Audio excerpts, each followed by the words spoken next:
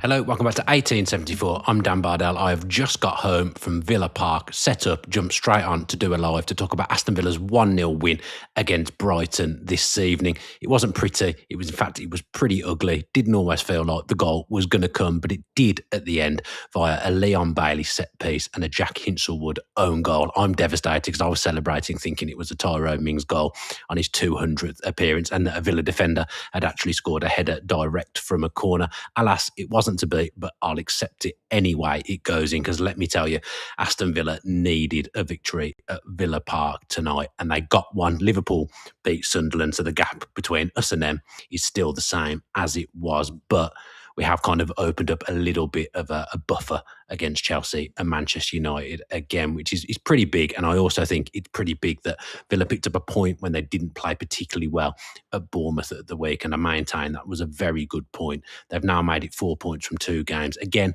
weren't at their best tonight. It's difficult out there for Villa at the moment. We're not very free flowing. We're trying to integrate new players into the system. By the end of the game, actually, the team is completely unrecognisable from the Villa team that went on and won so many games earlier on in the season. You've got a young Brazilian lad that's never played any football in any of the top 5 leagues, playing on his wrong side, kind of playing as an orthodox left winger, which isn't something that Villa have ever done, played with an orthodox left winger on the left-hand side. Alisson is more of a right winger, although he's left-footed. So he's in, making his debut. You've ended the game with a Lindelof and Barkley central midfield. You've got Bogard, working his socks off at right back, and I thought he had a really good game, not playing in his proper position. Tammy's come on, only just arrived at the football club. Louise, I thought, struggled a little bit tonight, in all honesty. He's played 70, 80 minutes again out there. Leon Bailey, who was at Roma a month ago, is on the right wing as well by the end of the game. So,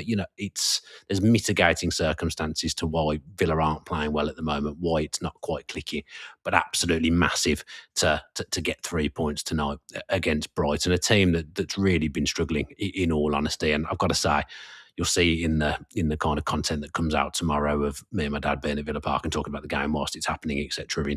In through the turnstiles. I thought they were very, very physical against us tonight. A lot of fouls, a lot of late challenges, a lot of little nasty niggly ones leaving in foot on players and whatnot. I thought they were very physical, but we stood up to that. They didn't cause us too many problems. It always felt as if someone was going to win that game 1-0, whether it be Brighton in transition or, as it turned out, Villa from a set piece. But we've got the job done, and that's the most important thing. We was looking like time was ebbing away. It was seriously looking like it was going to be another game where Villa didn't score at Villa Park. I said to my dad at half time, that's 5 halves of football now without a goal at Villa Park, which is unheard of under Unai Emery, isn't it? The one thing that we have done consistently is score goals at Villa Park. It was looking like time was going to ebb away and we weren't going to get the job done. Bad news before the game, you find out Matty Cash is missing for the next couple. That was not a great start to proceedings. To be a top level football club with only one orthodox right back who is a senior right back's not great, and to have no one to come in for him and have to play Bogard there. Although I thought Bogard was actually, by the end of the game, I think he actually might have been our best player. So many crucial defensive interventions. Brighton, with the way they play, the players on the flanks, they're a difficult team to play against when you're out wide as a fullback. I thought he acquitted himself really, really well. Lamar Bogard, I thought the 2 fullbacks were our best players tonight for differing reasons. I felt if anything was going to happen scoring from open play, it was going to come from Maatsen getting down that left-hand side and putting a ball in. I mean, in the end, it has come from a set piece. It hasn't come from that. But Maatsen was one of our biggest threats tonight. Thought Watkins ran, he made so many runs tonight, but we just couldn't find the pass. I thought it was interesting. Him and Rodgers were almost playing 2-on-2, putting themselves up against the Brighton centre-backs, but neither of them could really get into the game, in all honesty. I thought we started the game actually really, really fast with some tempo. I thought, right, I like what I'm seeing here. This is going to be a good performance, but we probably got further and further away from that as the game goes on, which is natural. When you're chasing, when you're desperate to win a game and the goal's not coming, the football's going to be less free flowing. We've come up against a team as well. Brighton obviously looked at the Everton and Brentford blueprints. I thought in the way that they sat back, they were compact, they made life really difficult for us, packed and flooded the midfield, and we struggled to break them down. Like, Louise is clearly still getting up to speed. It was a criticism that Nottingham Forest fans had of him, that he could only play 60 minutes. He wasn't fit. By the end, both him and Onana are absolutely blowing. I mean, I've never known a player spend so much time on the floor as Amadou Onana. Anytime he goes in for any bit of physicality, a physical action, he seems to end up on the floor afterwards. I did think him and Louise struggled a little bit. Onana's frustrating because actually when he does pass the ball and when he does drive with the ball, he's very good at it. I just think we didn't see enough of that tonight. His durability is obviously a problem.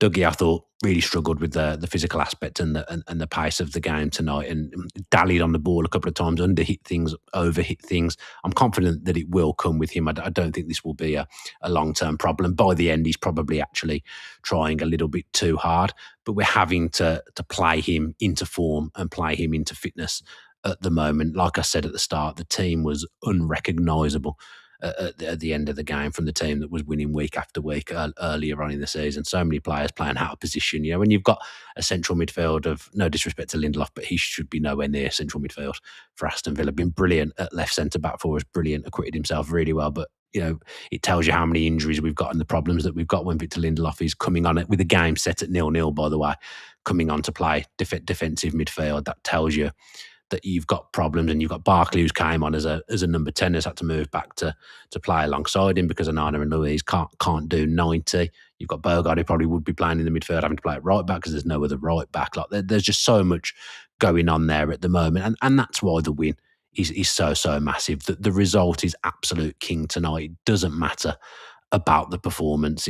I didn't think we were bad by any stretch of the imagination, but we're just struggling for a bit of imagination and struggling for a little bit of invention at the moment. It feels like, particularly at Villa Park. I thought we did create some presentable openings at Bournemouth on Saturday in the first half, but Villa Park, the last three games, we have struggled with a bit of craft, with someone just showing something a little bit different. We really miss Yuri Tillemans in midfield with his range of passing, the way he opens up the game for us. He's a huge miss. We miss all the injured players, but when kind of the last three home games, or the last two, because I think he might have played in the first one actually, the last guy, not having Tillemans in there it's been a struggle because you rely on him so heavily to open up teams with his craft and his range of passing. He barely ever gets the weight of a pass wrong, and tonight the Villa midfield unfortunately got the weight of the pass wrong too many times, and we couldn't get Rodgers and Watkins into the game at all.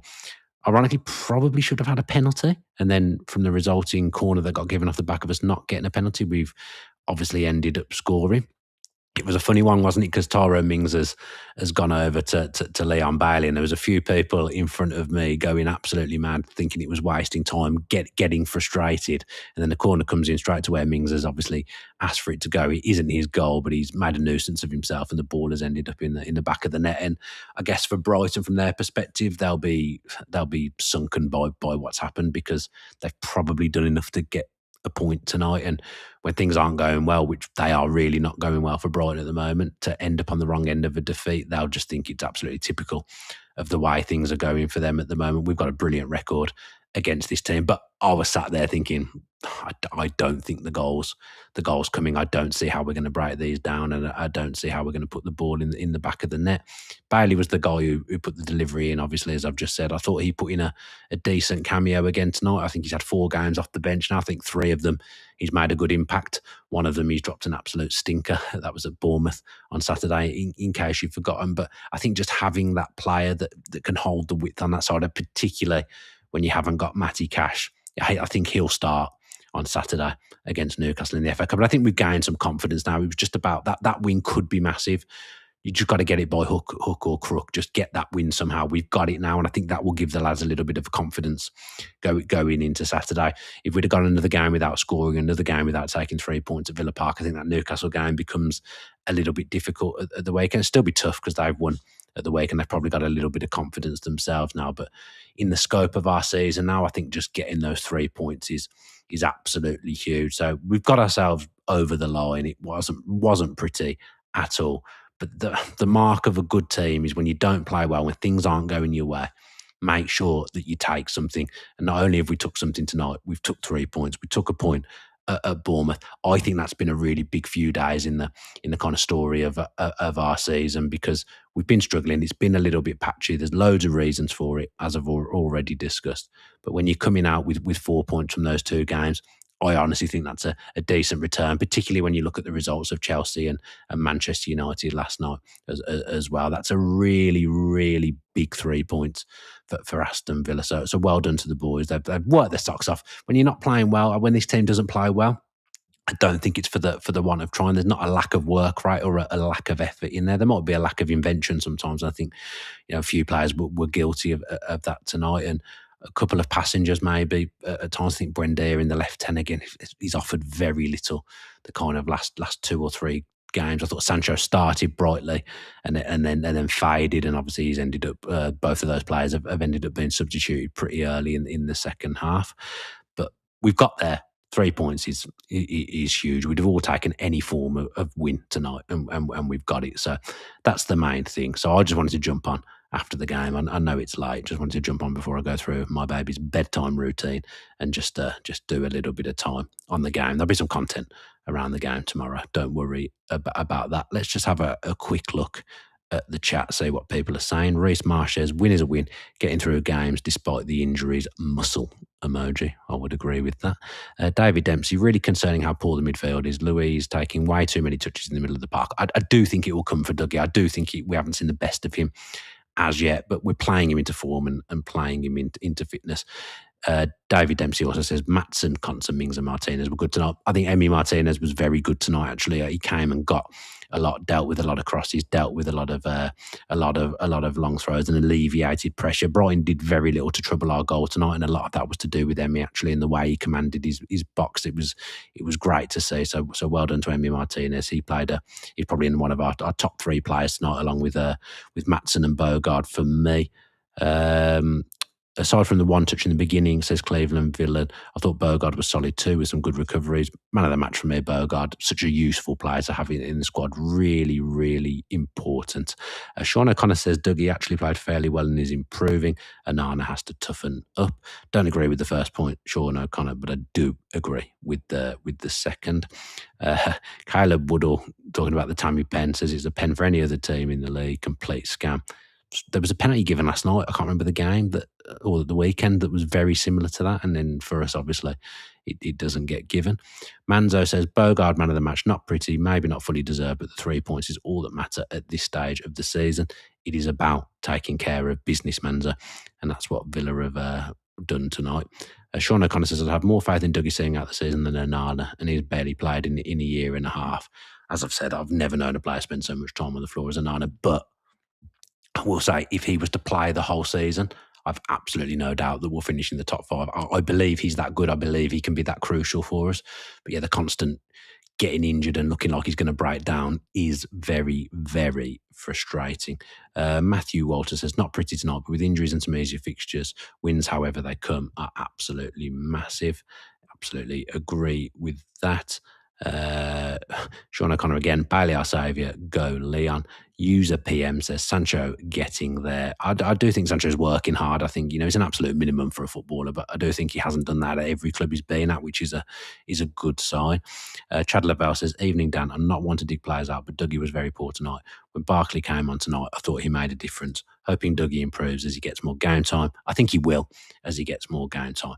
But I will say Barkley off the bench is such a useful option. Again, another one that can't stay fit. But if we can keep him fit towards the end of the season, he's certainly got a huge part to play. Black Country Villain says a win is a win, a useful 3 points and a clean sheet. Agree with that. Chad Lavelle again, shout out Lamar Bogard, shut down Matoma. Think that's there was a world-class save from Emi as well. That's not sticking in my mind. I think, is that the one that hit the bar? Because from where I sit, obviously in the holes, and I couldn't tell that Emi saved that. But K22 MGD says world-class save from Emi from a Kadioglu shot as well. G Steel Easter says, I think Mings is in with a shout for man of the match. Cash was a massive loss, but Bogard played his best game as a right back. Yep, fully agree. I was surprised Tyrone started, actually, but I get the impression, and this isn't based on any kind of fact at all, it feels to me like there might be some kind of knock with Powell, because I think if he's fit, I think he probably starts tonight. Mings was put in for specific reasons to do with that game on Saturday against Bournemouth, but I expected Powell to slot back in tonight, and he didn't. I think he's nursing something, or they're managing something, but that's a little bit of speculation on my behalf. I will do well. I will try and do my best to find out if that's true. But yeah, it just feels like there's something a bit off there, because Powell would usually start a home game like that against Brighton. So I think there's probably something wrong. Right, I'm going to go. Bedtime routine beckons. Thank you to those of you that have joined me live this evening. There's going to be plenty more content on 1874 over the next 24 hours, so do watch out for that. Of course, some more post-Brighton content, I would imagine, and then we start building up to Newcastle in the FA Cup as well. As Black Country Villain says here, please smash the likes. I agree with that. Subscribe with your post notifications on. If you've listened via Apple or Spotify, 5 stars, reviews and comments really, really help. If you'd like to donate to the channel, you don't have to, but if you do want to, you can head to buymeacoffee.com/Dan Bardell. Keep your eye on my social media so you know when content is coming out. Have a good sleep. Hopefully I get some. Take care of yourself. And as always, up the Villa from me.